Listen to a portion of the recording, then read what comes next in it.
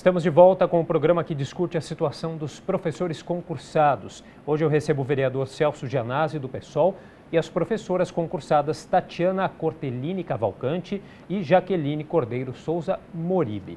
Queria falar um pouquinho agora sobre a Secretaria Municipal de Educação apresentou a portaria de número 7.779 de 2017, que fixa o módulo de docentes das unidades de educação infantil, de ensino fundamental e médio.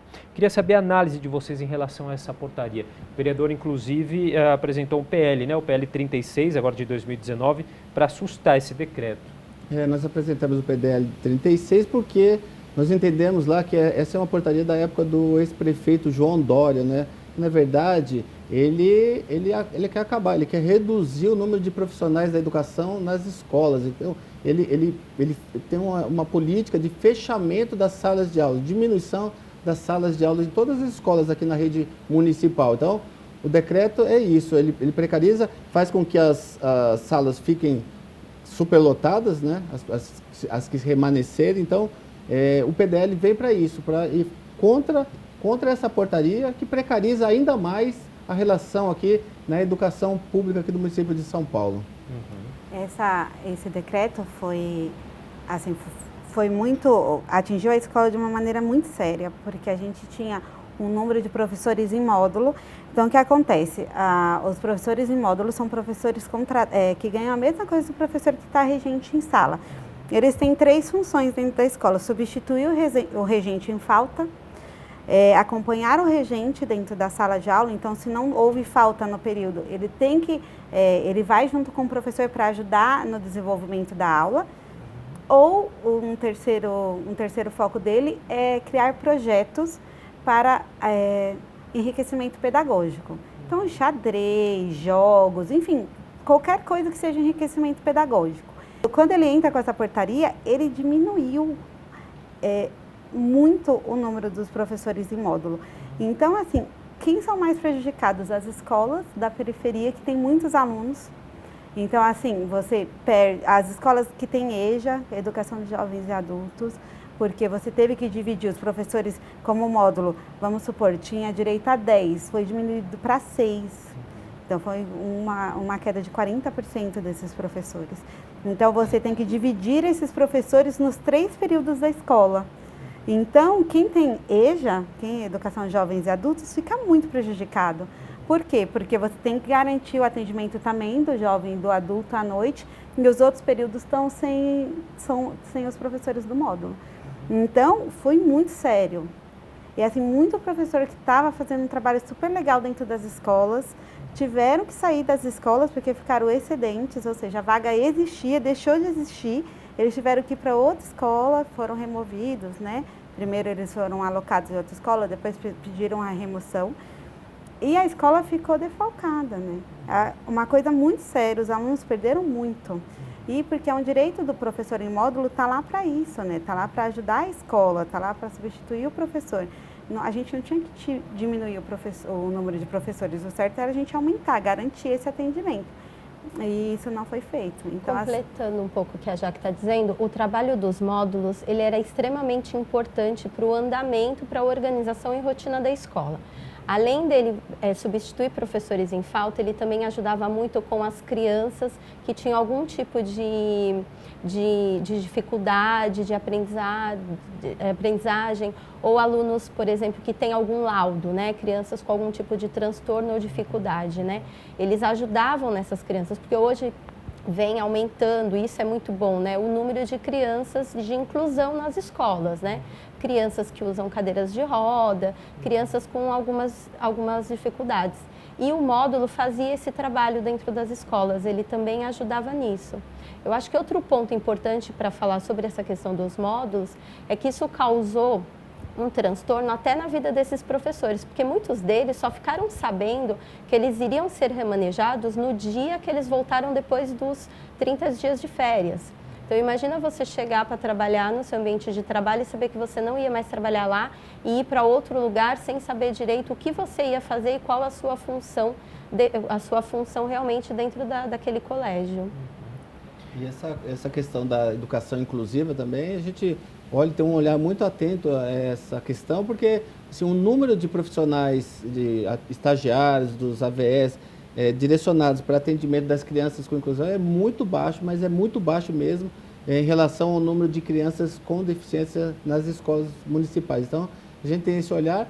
E o que ele faz com essa portaria? Ele pune nas escolas que têm esse olhar para a inclusão, esse olhar para o EJA na escola de jovens e adultos, né? Porque você fica com o mesmo número do quadro de profissionais de educação para dar conta do período das 7 da manhã às 23 horas. Então, sobrecarrega intensamente, imensamente os profissionais da educação aqui como um todo. Então, é assim, pune a educação. A educação com essa portaria está sendo vista como números só números.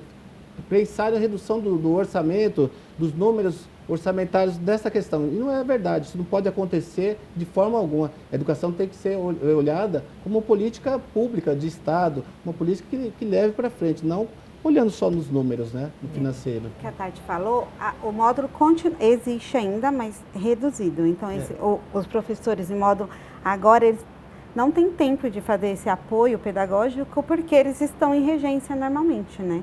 Então, eles vão para as escolas em regência. A única diferença do professor em módulo é que ele não pode ingressar na GEIF, né, que a gente chama que é a Jornada Integral de Formação. Ele não pode ir para essa jornada estendida de 40 aulas semanais. Ele fica na jornada de 30 aulas. É a única diferença.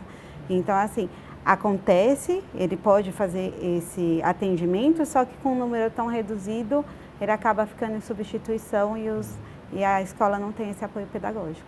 Acabaram com as brinquedotecas, sala de leitura, né? Isso veio um desmonte, porque aí, isso foi da gestão do Dória.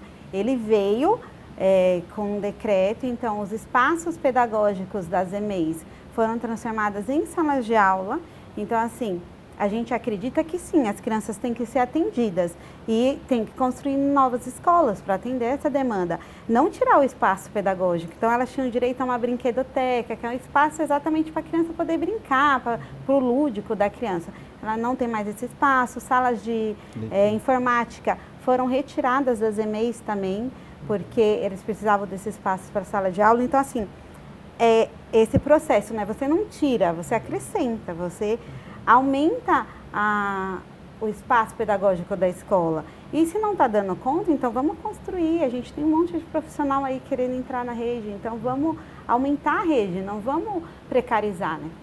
Com certeza. E eu acho que vale a gente também ampliar um pouquinho o nosso debate para falar sobre as manifestações aí que estão sendo organizadas pela sociedade civil contra esse contingenciamento na educação, né? Eu queria saber a avaliação dos senhores, quais as consequências que a gente pode ter nesse contingenciamento aí? Eu acho que a partir do momento que você tira uma verba de uma pesquisa, que é isso, né, de melhorias, você tira da pessoa que tem o direito de aprender, você tira uma oportunidade dela. Então, é lógico, a gente tem que pensar assim no orçamento, a gente tem que pensar em formas da gente conseguir sanar os problemas da comunidade, mas enquanto a sociedade não entender que a educação, se a educação não melhora, a sociedade não cresce, a gente vai continuar no mesmo ponto. A gente tem que dar importância à educação. É preciso fazer esse corte, esse contingenciamento. Isso, a gente precisa.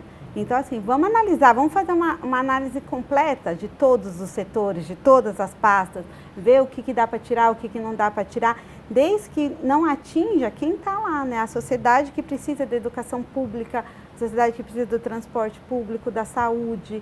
Então, vamos pensar? Eu acho que sim, só que vamos pensar de uma maneira coerente, né? Vamos fazer estudos para isso, vamos fazer os cortes necessários dentro de uma visão ampla. Não assim, atacar uma pasta sem você ter nenhum estudo, sem ter nenhuma desculpa, assim, né? Acho que é isso. Os cortes, nós percebemos aí, as duas grandes manifestações do dia 15 e do dia 30 levaram às ruas milhares de pessoas pelo Brasil inteiro, mostrando que as pessoas estão preocupadas, né? Porque esse ataque à educação promovido aí pelo governo Bolsonaro, né, com o seu ministro da Educação, que na verdade Sim, ao colocar esses cortes na educação, ele precariza, ele coloca a educação como algo supérfluo, algo que não tem o menor interesse. E a gente, assim, a educação, sem educação, nenhuma sociedade vai para frente. No mundo, a gente está falando do mundo. Então, não há caminho alternativo. Só através da educação a sociedade pode ser transformada. E os investimentos na educação, principalmente na educação pública, né? A gente fala educação infantil, do ensino médio, a gente fala das universidades públicas, os cortes das universidades públicas que produzem, né, as pesquisas. A universidade privada, ela não produz pesquisa, ela visa o lucro. E a universidade pública, sim, ela sim, o país avança com a universidade pública, com o ensino público, com a aplicação de recursos nessa área da educação. Então, esse ataque que está sendo feito à educação, assim, é um ataque nefasto para a economia, para a sociedade e para todas as pessoas. Bom, só para a gente encerrar, eu gostaria de uma consideração final, bem rapidinha, de cada um de vocês em relação a tudo isso que a gente abordou aqui hoje no nosso programa.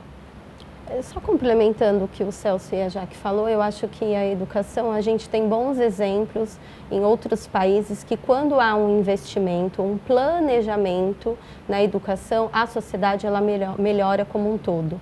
E eu acho que o que falta é realmente um planejamento. Parece que ultimamente assim, vamos cortar aleatório, sem saber muito bem e prejudicando ainda mais a educação. Eu acho importante essa discussão.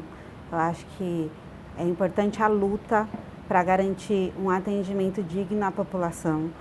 Então, a gente não pode deixar para lá todos esses assuntos, principalmente educacionais. A gente tem que lutar pelo direito das crianças, porque a partir do momento que a gente fala de qualquer coisa, não é para o adulto, não é para o professor, é para que a criança seja bem atendida. Então, a gente tem que pensar neles, tem que pensar quem está dentro da escola dia a dia. Então, são nossos filhos, são os nossos amigos. Então, a gente tem que lutar sim, a gente tem que ter esse pensamento crítico, que a gente não pode deixar que o governo desmonte o serviço público. O serviço público é necessário, tem serviço público em todos os lugares do mundo, então não pode ter essa privatização. E a luta é necessária, a gente tem que garantir sim o chamamento de todos os professores, de todos os gestores da rede, garantir que o concurso público seja feito e que a luta sempre permaneça e que a sociedade permaneça atenta para que não tenha a retirada do direito deles. Ok, vereador. Esse programa aqui mostra assim, a importância, eu traduziria assim, nós apresentamos um programa aqui na Câmara Municipal chamado Educação em Primeiro Lugar. Então, educação em primeiro lugar é fundamental para o desenvolvimento de uma sociedade. Então, uma educação em primeiro lugar focada em 3 eixos, olhando o lado dos alunos, né, dos alunos, olhando o lado dos profissionais da educação e olhando o lado de uma gestão democrática. Porque com isso a gente cumpre um papel fundamental, porque na Constituição Federal tem o princípio da dignidade humana, se faz, né, se cumpre através do acesso à educação. Então a gente acredita muito nisso, que através da educação teremos uma sociedade melhor. Ok. Infelizmente, nosso tempo já acabou. Eu queria agradecer a participação do vereador do PSOL, Celso Gianazzi, também das professoras Tatiana Cortellini Cavalcante e Jaqueline Cordeiro Souza Moribe. E agradeço também a você que nos assistiu. Se você quiser rever esse ou qualquer outro dos nossos programas, acesse saopaulo.sp.leg.br/TV Câmara SP, um dos nossos canais nas mídias sociais. Até a próxima. TV Câmara São Paulo, assista, fique sabendo.